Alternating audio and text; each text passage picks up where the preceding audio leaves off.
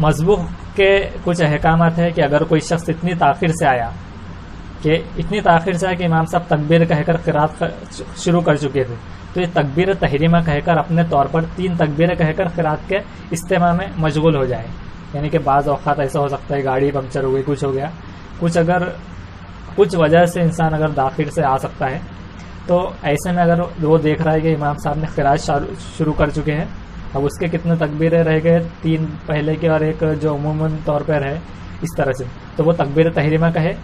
अल्लाह अकबर और 3 मरतबा जो ज़ायद तकबीर है वो कहकर क़िरात के साथ मशगूल हो जाए। अगला मसला ये है कि अगर इमाम साहब रुकू कर चुके हैं तो ये तकबीर तहरीमा कहकर 3 तकबीरें कहें।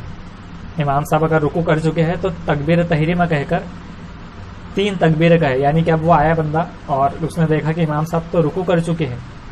तो ये तकबीर तहरीमा पहले कहेंगे, यानी अल्लाह अकबर 3 तकबीरें कहेंगा, फिर रुकू में चला जाए और ये समझता है कि खड़े खड़े तकबीर कहने से इमाम साहब रुकू से उठ जाएंगे, यानी अभी इमाम साहब रुकू में ही है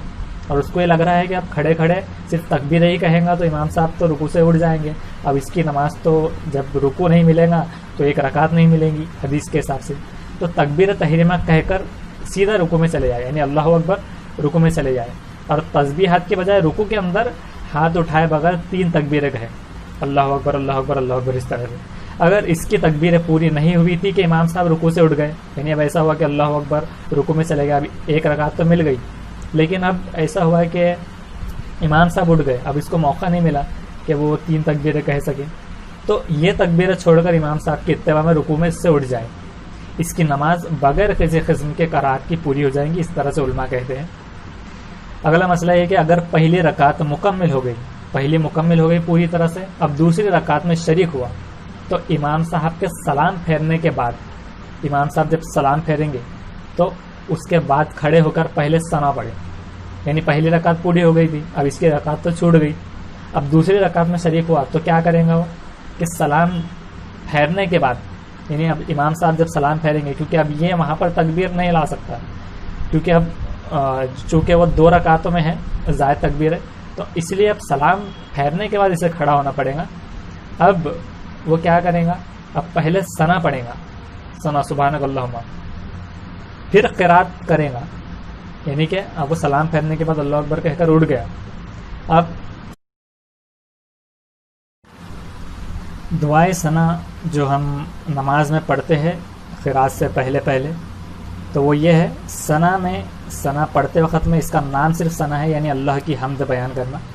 इसको हम नाम लेकर उससे शुरू नहीं कर सकते, नमाज में इसे वहीं से पढ़ना होगा,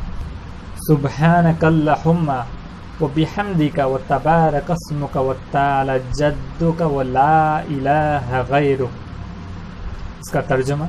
ऐ अल्लाह हम तेरी पाकी बयान करते हैं और तेरी तारीफ़ करते हैं और तेरा नाम बहुत बरकत वाला है और तेरी बुजुर्गी बहुत बरतर है और तेरे सिवा कोई मुस्तहिक़ इबादत नहीं है, तेरे सिवा कोई इबादत के लायक नहीं है।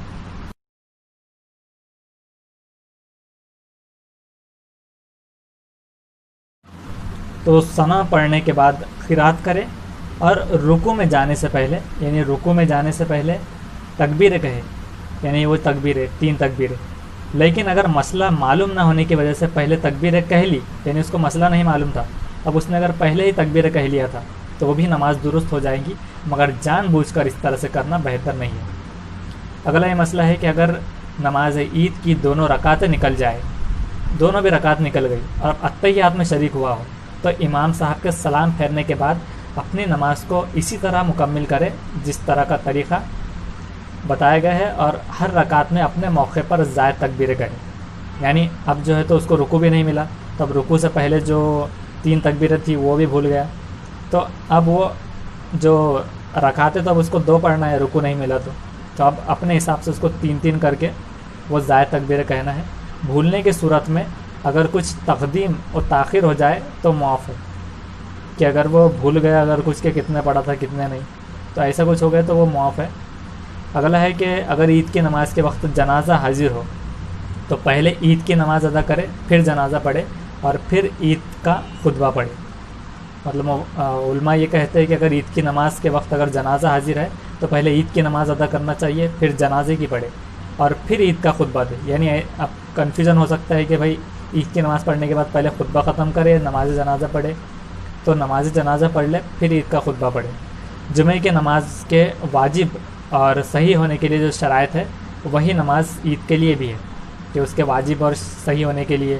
اور نماز کے پہلے بھی جو احکامات ہے جیسے کہ ایک تو پاک ہونا، غسل کرنا، غسل کے واجبات، اور وضو ہونا سامنے والے کو، یہ سارے چیزیں یہ سارے نمازوں میں اسی طرح سے داخل ہوتے ہیں، اور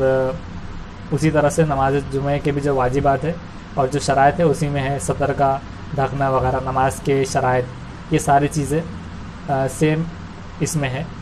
تو آپ یہ ویڈیو دوسروں تک بھی پہنچائیں اور آپ بھی اس پر عمل کریں، اور بار بار اگر آپ اسے سنتے رہیں گے تو انشاءاللہ